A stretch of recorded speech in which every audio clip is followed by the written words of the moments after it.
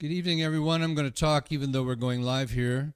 We got deleted on. Well, no, you don't need to know about that. But thank you for joining us. And here is the name of the artist that we're going to be looking at. It is Jane Monheit. And here is the music, so that you get a chance to hear what we're going to be learning. We're going to be learning from her, and at the same time dissecting her a little bit, kind of saying, "Oh, how does she do all those great things?" So here is the play portion of the introduction. So we're going to be looking at how does she do this? How does she create this great magic? And by using certain softwares, we're going to be able to figure that out.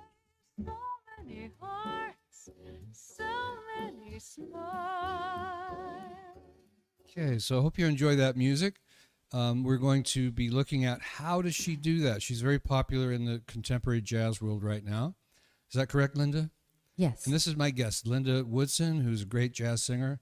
And she's also my student, so she's going to be learning from me just like all you are going to be learning from me. So it's going to be just win-win all the way around. Okay, so the first thing we do is myth bust. Now, what does that mean? Well, it means that so many people out there say you should be perfectly on pitch and perfectly on rhythm when you're a singer.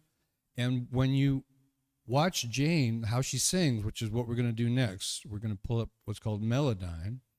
And when you do that, you're going to see that that's not what she does. She's not perfectly on pitch. She's not perfectly in rhythm. That's not how it works. And you have to kind of open your mind to that before you can actually learn from her. Otherwise, you're thinking, well, she's wrong. Well, no, she's not wrong. If we try to be different than she is, we're the one who's wrong because she's the successful singer. We're not. Okay, so we have it up on the screen now. So we're going to play a little bit of this. This is really a wonderful tool called, yeah, Brad, remember what you're talking about. Stem splitter. So we were able to get Jane's voice and put it right on here all by itself. So we can evaluate what is she doing? What does it sound like? And then these orange blobs are going to tell us what she's actually doing pitch-wise. This is the software that is used by mixers in recording studios to mix down tracks and do the editing. We're not going to edit this. We're just going to evaluate it. So let's listen to this one section, and then I'll start explaining a few things. So here's Melodyne being played with her voice on it. Alone, countless days, countless nights that I have searched, so many eyes, so many hearts, so many smiles. So as you can tell, the woman has great tone. But Linda wanted to kind of look at this because she could hear that maybe this wasn't perfectly on pitch, maybe it wasn't perfectly in rhythm, and so if I'm not putting words in your mouth, Linda, that was kind of, you wanted to know how come that magic still happened, right? Yes. Okay, so that's what we're looking at. So the very first note that she sings here is quite flat. Now, how do I know that? Well, I can see it right here on the graph. This orange blob right here is her actual pitch. And it is, according to this little box up here, if you watch my arrow, is 56% flat. Well, okay. It still sounded good to me. All right. So then she hits the actual C sharp, and she's pretty much right on there. So it's not like they sing off pitch all the time or off rhythm all the time. It's a mixture. Here's a little bit flat. This one's a little bit more on pitch. This one is quite flat. That's actually supposed to be C sharp. And if you hear it against the piano, let's see here. See, it's not in tune. Now, is that bad or good? It's good, because every style of music has its own tuning. And piano is basically for classical, choir, some musical theater, but pop music, jazz, swing, rhythm and blues, this is very erratic. And this is what we want to know. We want to know how erratic this is. And the other thing that we get to see here, and we'll get to see a little bit more of it and how it's done when we get to Audacity and put Jane in there, is these pickup notes. Ba-da, ba-da, ba-da, ba-da, ba-da. And we get to see all of these notes and how she's sweeping up here, sweeping down there. These little lines here are like affectations. So as you listen again, kind of notice all of these things that you can see with your eyes. You may not understand them right away, but that's okay. We're here to learn just why singers are not perfectly on pitch and why they're not perfectly in rhythm. Here we go. Alone, countless days, countless nights that I have searched, so many eyes, so many hearts, so many smiles. Now, when you hear that last note in the music, when we're working on it, that's going to sound pretty in tune, but it's not. So it's supposed to be F. You see, it's not in tune. Now, these vertical lines here tell us rhythm. And she's playing with the rhythm as well. She's not right on the beat. And I'm going to play some sheet music for you in a moment so you can hear the difference. But we can tell by where these notes start and where they end, especially in these gray areas, that she's not always perfectly in rhythm. She's late here, right in between there. This is early here and then almost late there. Again, you don't have to understand exactly what I'm telling you, but I've done this enough I can tell you that this is the truth.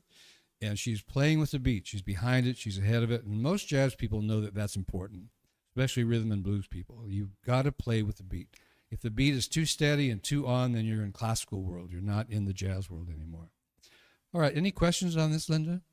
No. Yeah, it's pretty straight ahead. Mm-hmm. So I'm going to move on to showing you what the sheet music sounds like. And that's always fun because it sounds so different. So let me pull that up for you all to see. I'm already singing it. Ba-da-da-da. Great song. Here we go. Share. And so now we're actually going to hear what's being played here. And this is a different key, granted. She's not singing as high, but you can still hear what it sounds like when it's perfectly on pitch and perfectly in rhythm. Same melody.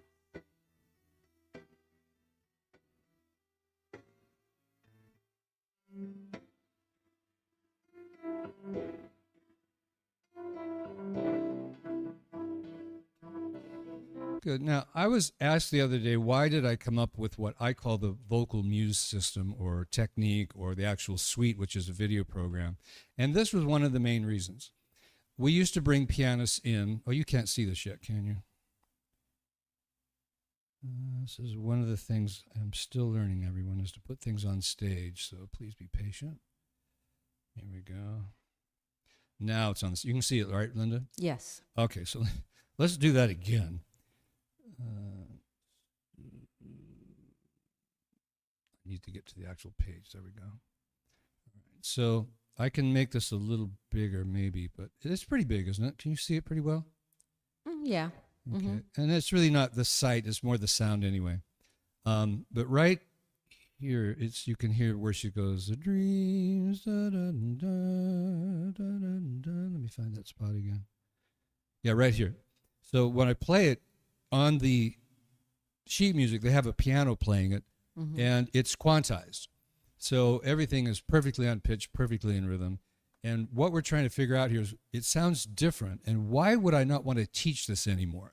That was the question. I was in the hot tub and I thought, you know, when I hear my students singing and we have a pianist come in and they play the notes and the student sings it like the piano, it just never sounded right to me because I grew up in this kind of music and I didn't know what to do. With all this new technology, though, this 21st century, I can now teach exactly what is going on in these styles of music so that all of my students can put together their own feel, their own style, their own artistry, but in their subconscious, they have the greatest singers in the world because they've learned this system. So let me play this again, and you can tell right away why did Brad not think this sounded right? Well, I think you could tell as soon as you listen again. So it's right here, right there. You see the notes, and everything's perfectly in rhythm. It's the same song, but it doesn't sound the same.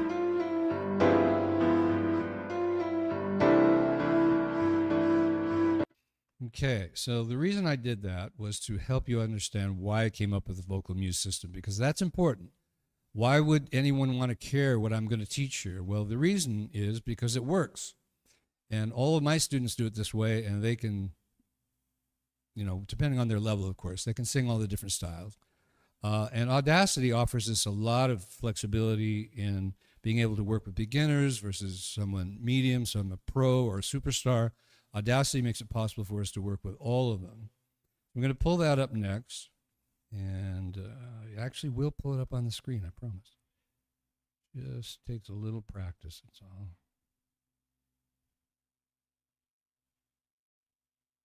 There we go. Now, I played this at the beginning of the show. This is the actual recording with the music of her singing. Let's just listen to that again. And remember what the sheet music sounded like and what this sounds like. Those days, those nights that I have searched, so many eyes, so many hearts, so many smiles. So this is what we're going to work on, and Linda's going to help by singing along with her and demonstrating how this works exactly, me being the coach and her learning from Jane. Now here's the big thing, everyone.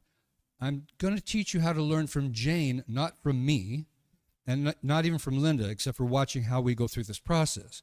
But when you do this at home with your Audacity, using my system, you will actually learn from Jane. Jane's the teacher. That's why I call it the vocal muse system, and I'm not on the stage. You can see that right now. Okay, now you can see this. So this is the system we're using, the Audacity, which is a DAW, D-A-W. It just means digital workstation, so we can use this to work on our music and learn exactly what's going on. You heard it, but you didn't get to see it. So I'm going to play it again. Go. You can see it moving from left to right. These are blue blobs instead of orange blobs.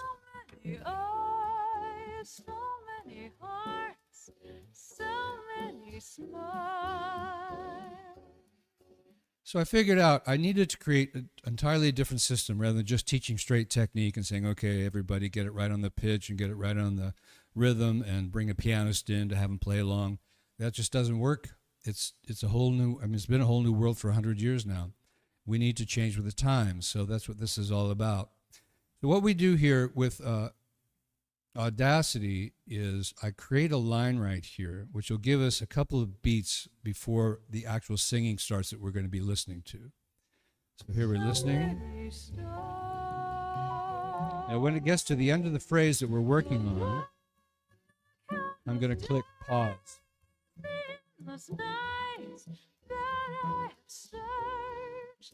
So Linda, you could pull up the lyrics on your computer if you want. That might help. Yes, I have them.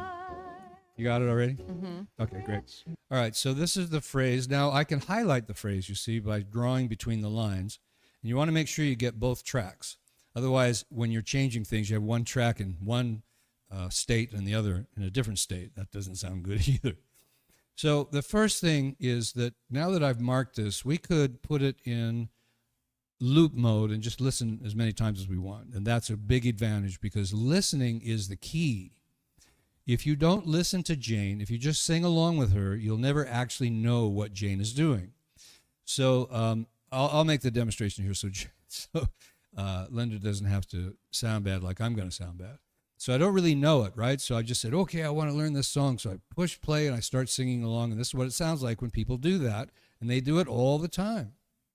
So I don't even know the words, so I'm not even going to try, but I'll get the melody. But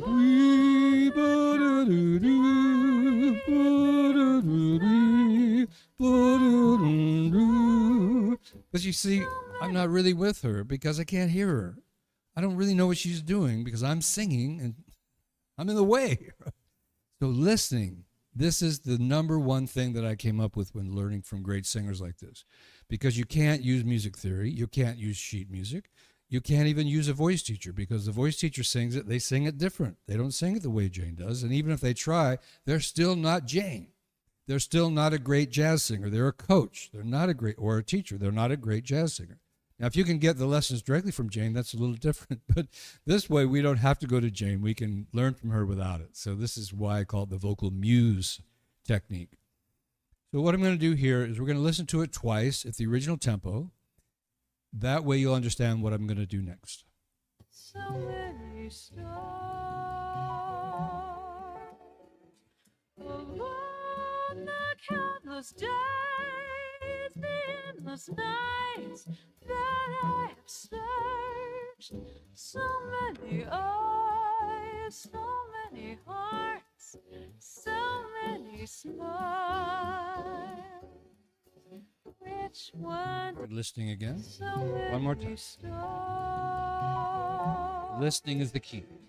Along the countless days, the endless nights that I have searched. So many eyes, so many hearts, so Beautiful. many smiles. Now, when you think back, when we looked at Melodyne, it said that a lot of these notes were off pitch. Kind of weird, huh? Because now when we hear it, it sounds pretty good. Now, if you have a really good ear, you can hear that it's off. But you know, this is not about perfect pitch. Don't even go there. You wouldn't like it if it was on pitch. I'm telling you, that's why we played the sheet music. So what's important here is to listen, to absorb, to understand. Now, the original tempo, this is a ballad, so it's fairly slow, but I'm still going to slow it down. And this is very similar to what they do with athletes. When they want to know how a great athlete does something, but the athlete themselves doesn't necessarily know every move they make, they record it on video and then they play it back very slowly. And when you watch sports, they do it even during the competitions, so that everyone can understand, oh, they put their foot there, or they swung this way, or they kicked that. So we're doing the same thing here. It's not really different. We're just going to slow this down. So we go to what's called effect in Audacity. We go to pitch and tempo, and we select tempo first. That's the first thing we're going to do, because we don't need to change the key, because Linda can do this in this key very well, because I know that she can, because I work with her. She has never done it before, so we don't think it's going to be great, but we know that the pitch is not going to be a problem for her. So we're just going to go minus 25%. So what that means is 25% slower. That's 30, 25. 37, that's fine. So we're going to preview it first. Now, when you use Audacity, make sure you check this little box here that says use high quality stretching. I don't have that on the video because they didn't have that at the time I made the video. They're always changing the software, but this is a big advance. Sounds a lot better when you play it back when you check this box. Then always with computers, preview it, because you can't count on them. Or at least you can't count on yourself. That's what we want to hear. Okay, so I'm going to apply it. Now I'm going to loop it. And because this is a show and we don't want to go on for 5 hours, we're going to listen to it just 2 or 3 times. What I suggest when you're working on this for your homework, you should listen to it 20 at least, even before you start singing, just 10, 20, 30 times. You know, it all depends on how quickly you pick things up. But if you want to hear the details, and that's what we're going to talk about next, you need to slow it down and listen. So let's listen for details. I'm going to ask you, Linda, what you heard after we've listened a couple of times. And in the audience, the same thing. If you want to chat and tell me what you heard, or maybe you have some questions about what's going on, Linda's watching the chat box. She could tell me what you said, and then I can respond verbally. Because I've got so much going on up here, I can't do the chat box. All right, so here we go. Slow down, 37%. We can hear that vibrato's below the pitch there. Countless days, endless nights Yeah. that I have searched. So many eyes, so many hearts, So much emotion.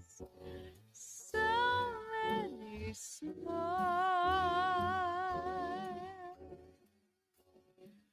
so many stars. It's repeating?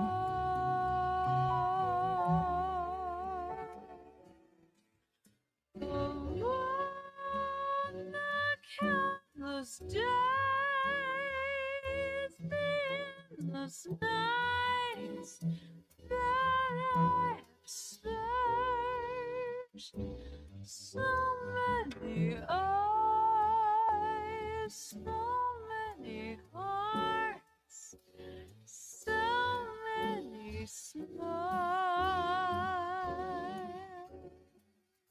now that we slowed her down, you might notice things you don't like, but that's not why we're here. We're not here to say, oh, that's wrong. We're here to say, this is a great artist. People love what she's doing. Why? And can we learn it? And yes, we can. What did you hear, Linda, that you maybe have not noticed in the past? Well, I'd say what is more obvious when you slow it down is the variation of the rhythm, you know, coming in maybe before the beat a lot, and the words almost, you know, conversational in a sense, like, you know, the emotion in them, and not just kind of singing the perfect vowel or whatever, or maybe a little bit, I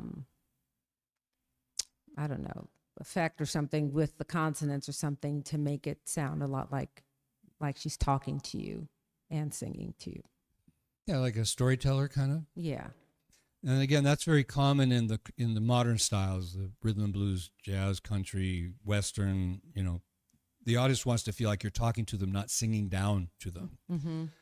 So that's a big thing to notice. Also, you notice that she's not using perfect diction. Yeah. And some people teach that as well. You have to have the exact consonant pronounced at the beginning and the end of every word. If she did that, again, it would put her more in the choir sound, not in the jazz sound. So we don't want to imitate that.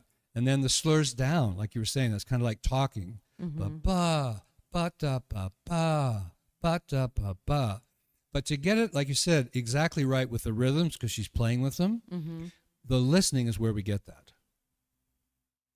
We can't predict what she's going to do, so the listening is where we get that. So what we're going to do here, again, we have to use kind of a shorthand style here, is to play it one more time so you can listen, and then I'd like you to sing along, just the part where it goes, ba-da. You can use the very beginning just to know where she's at, where you don't need to sing there. So you listen to that, and then when she comes in, da, ba, that's when you'll come in. But listen one time to kind of get your bearing. Here we go. So many stars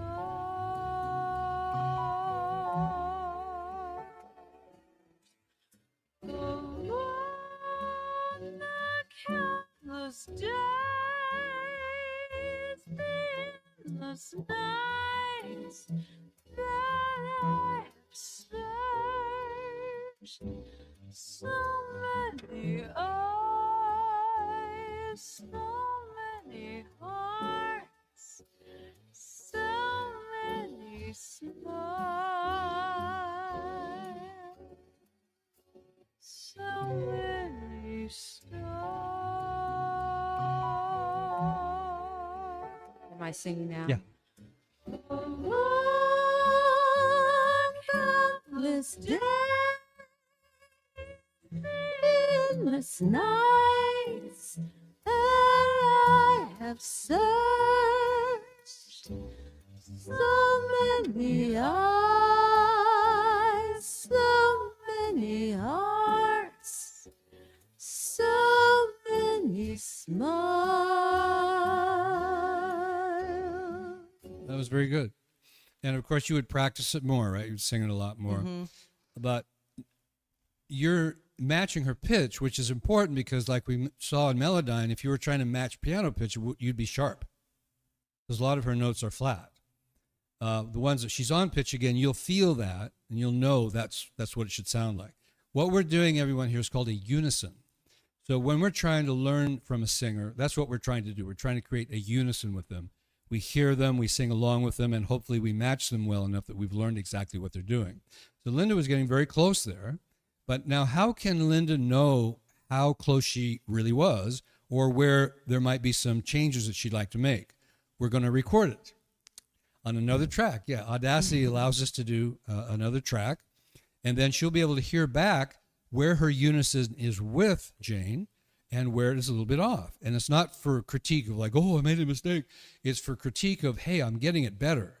I was with her here. Now I just need to make a slight change there. Then I'll be with her there.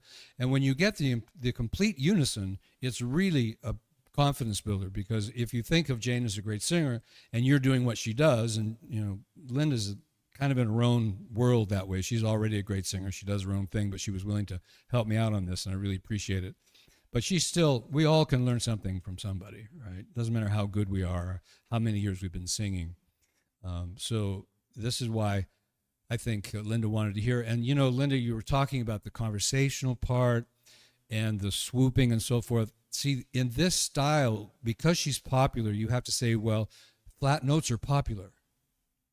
So we don't want to fix them. We want to match them. Mm-hmm. And like you said, pushing and pulling the beat is popular. What would you say the meaning of the song is right here? You can even say the words out if you want. You've got them in front of you. What is she talking about?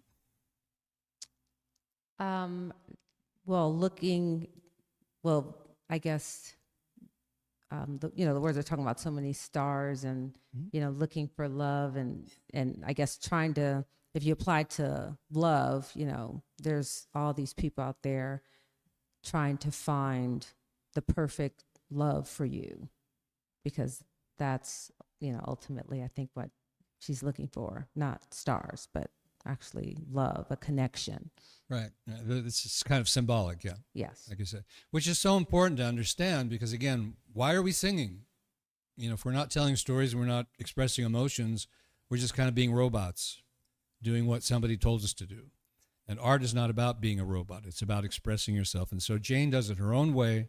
Nobody does it exactly like Jane. Nobody does it exactly like Linda.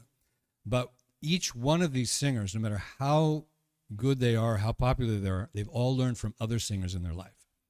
You can't just create art out of a vacuum. Your subconscious has got to be full of information. I'm going to have you listen one more time, and then we'll record, because I was kind of in your way talking there for a moment. So listening one more time, then we'll record. So many stars,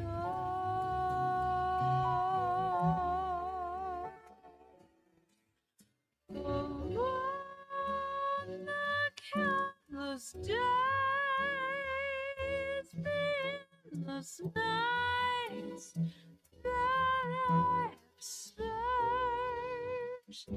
so many eyes, so many hearts, so many smiles. Okay, so this time we're recording. Here we go. Linda's done lots of this. Many stars,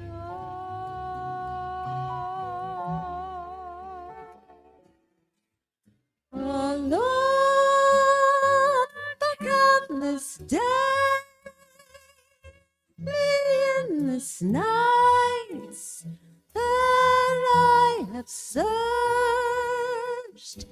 so many eyes, so many hearts, so many smiles. All right, now we'll play this back, but I also wanted to say that vibratos can be kind of an issue in this, because when we slowed it down, we also slowed down her vibrato.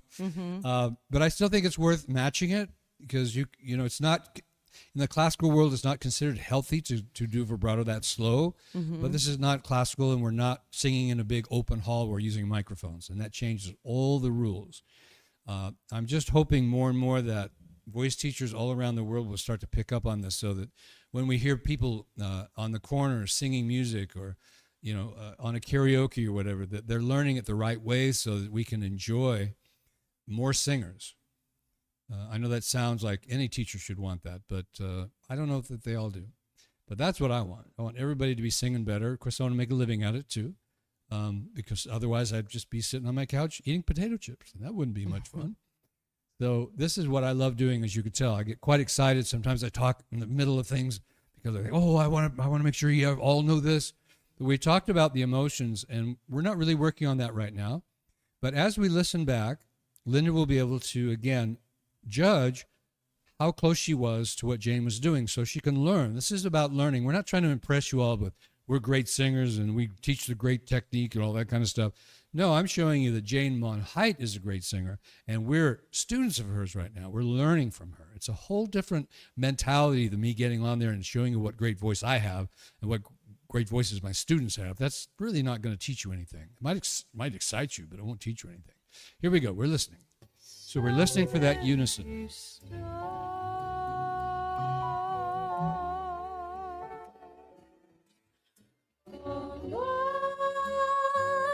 Countless days, endless nights that I have searched, so many eyes, so many hearts, so many smiles. Pick up what you changed a little bit.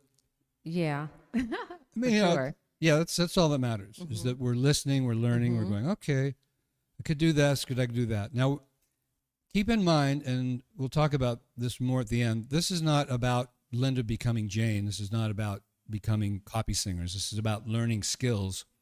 So, because Linda makes up her own style all the time. She can scat sing, which is really a skill. And she's making stuff up all the time. She writes her own music. So she's here just to learn, like everybody else, what can I do that might help my overall career? Maybe this wouldn't help you at all. And that's a decision an artist always has to make. Maybe this is the wrong song for you. Maybe you don't relate to these lyrics. Those are the important things. Now, after this happens, and this becomes perfectly in unison, and I've done it before, and you know, Linda could be saying at this point, "Oh, I nail it. That's exciting. You know I can do this." It's like a confidence builder. And then when I check off on it as well and say, "Yeah, that was really good. That was right on," it's kind of a double boost for your confidence, which is what we all need on stage. Everybody, no matter who they are, even great stars say, "How do I get over being scared on stage?" Well, we need to build confidence, and this kind of thing builds in internal confidence rather than external. The other confidence, of course, comes from a lot of applause, right? Big tips in your tip jar and so forth and so on. But this here is really like, yeah, I'm getting this, and I can prove it. So the next step would be, and we've talked about it just briefly, is what emotions would Linda put into this? So we're going to close this track, and we're going to go back to the original tempo. Give me a sec here to go through these edits. I want to make sure we're in the right tempo. And then I'm going to, unchange the tempo. There we go. So now we're going to listen one time, and then I'm going to remove Jane's voice and let Linda make up her own. You ready for that? I guess. Yes, I know you are. I wouldn't be asking you. But again, you know, it's not about us showing off. It's, you know, if Linda was a complete beginner and could barely do it, I would still suggest the same thing. Because if you wait until you can sing perfectly in technique to start on your art, you're going to be way behind the ball. And what I've seen is people who have great technique and no skill with emotions. When I try to help them with their emotions, it's really, really hard for them. So we've already talked about what this song means and kind of what Linda feels about it. And now we're going to actually have Linda sing the words. And this is kind of the end of the process. And I call this my sing from feel method. So we have two things here: vocal muse, learning from Jane, and then sing from feel, creating your own art. And one is a video program, and it's on the left-hand side. Got that little duck there in the QR. I can't get rid of that. But if you click on that, that'll take you to my Vocal Muse page. And then the one to the right, the QR for there, is the Sing from Feel ebook, which I wrote all about this emotional stuff so that people can actually start to understand why it's important. And it's not a vocal technique book. I don't need to tell you why, but it's just not. So check it out. And again, if you go to the site where it's promoted, you'll be able to learn more about that, even if you don't buy it. All right, here we go. You ready? Oh, you want to listen to it one time, Linda? Sure. You want to just hear the music, or do you want to hear her too? I'll hear the music. Okay, here we go. And with a stem splitter, this is Jane Monheit's band.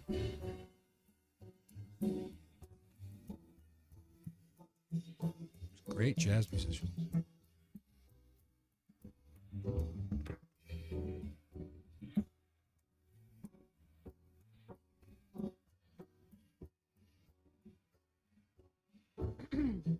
Okay, give it a Okay. shot. Okay. All mistakes are knowledge.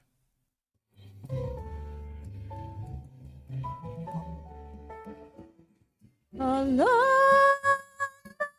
countless days, the endless nights that I have searched, so many eyes, so many hearts, so many smiles. That was great. Thank you. Yeah. And then what she would do, and we'll do it here. This time we're going to record it, and then you would have it to review, and then you could record it again, and back and forth until you were happy with what you were going to go to in the recording studio and do, or go on live stage. So again, this is all about preparation. So if you've got a show, you've got 10,000 people to sing for tonight, you put your time in. You're going to be confident. They're going to love you, and you don't worry about it. So let's see. Let's going to record you singing that. I really enjoyed that. Thank you, Linda. Here we go. Let's do it again. We're recording now.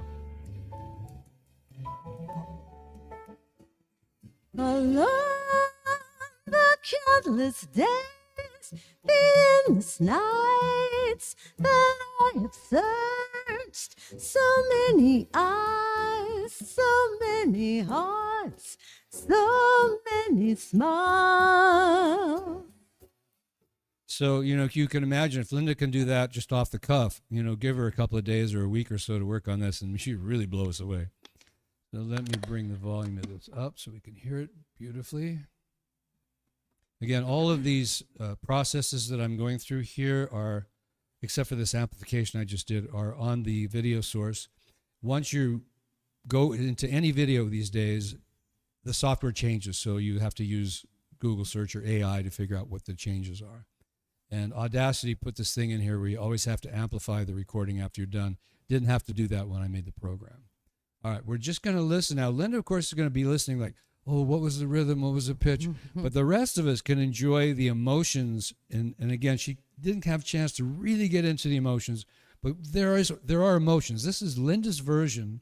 This is where the end result is her version after she's learned from Jane and was it Sarah? Savannah, what was the other girl's name? Samara Joy. Yeah, Samara, and Al Jarreau and whoever that Linda's been influenced by is all coming out right here. Here we go.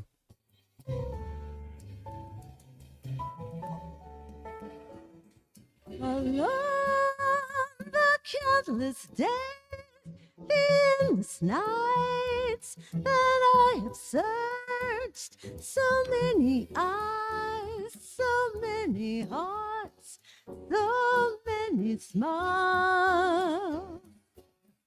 Now, to make that a little bit more fun, I'm going to add some reverb to it.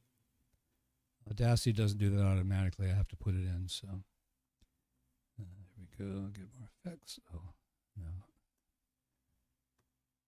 Okay.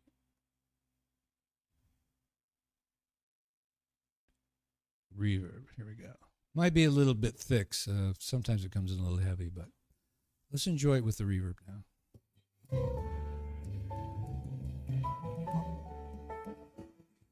Alone, this day, the endless nights that I have searched, so many eyes, so many hearts, so many smiles. So here's another mythbuster. Some people think reverb is to make bad singers sound good. No, it's for making great singers like Linda sound better. Because reverb is natural in a room. If you want to look at my podcast page on my website, which is bradchapmanradicalvocalcoach.com, easy to find, you'll find podcasts where we interviewed producers and mix engineers, and they talk about reverb is always got to be there because that's what naturally happens inside of a room that's not there if you don't put it there. And then it sounds kind of like it did before, a little dry.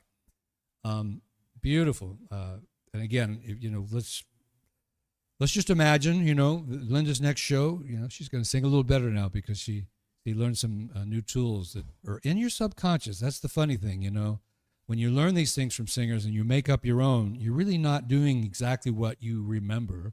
You're just emotionally expressing yourself musically, and it just comes out. And it's just a terrific feeling. I hope you all get a chance to do it someday. So that's pretty much the wrap on it. The only other thing I'm going to do is I made a little video. We're going to improve upon it, but for now I want to show it to you, which actually shows you how it sounds at the beginning when somebody starts to use my system, and then what it sounds like once they've achieved the actual goal. And here it is. As usual, I have to go through this. Someday maybe I'll have a producer that'll do this and we'll speed things up. For now, this is Brad Chapman. Here he is. Radical Okay. vocal coach. Let's, I'm going to show you stop him right now. how Ed from- Sheeran where'd is such you a go? great, incredible star. He wasn't supposed to etc. start. Okay. Here we go. Let's get this on the stage now.